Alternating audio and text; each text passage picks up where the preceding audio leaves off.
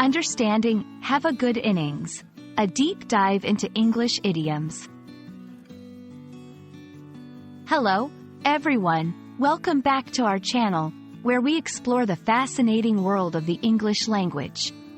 Today, we're diving into a very interesting phrase, have a good innings.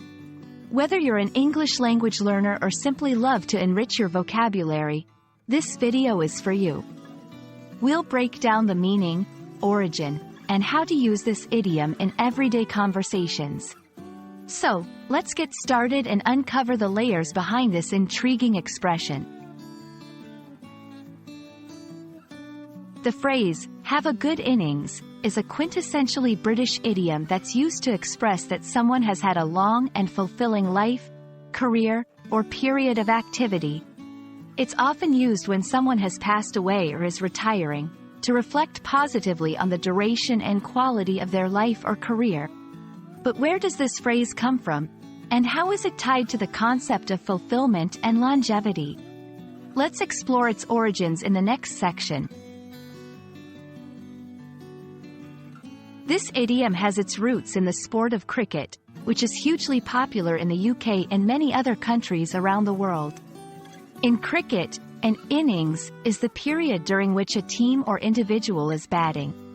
A good innings implies a player has scored a lot of runs, contributing significantly to the team's position.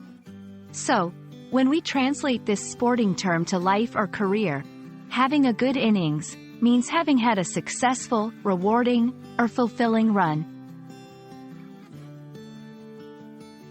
Understanding when and how to use idioms can sometimes be tricky, but have a good innings can be quite versatile. Here are a few examples to guide you.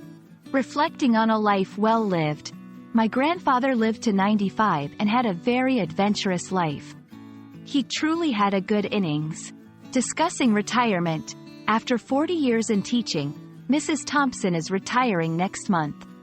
She's definitely had a good innings.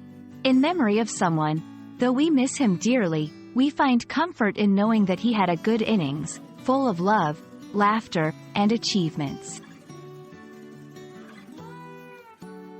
We hope this exploration of have a good innings has been enlightening and adds a valuable piece to your English language puzzle.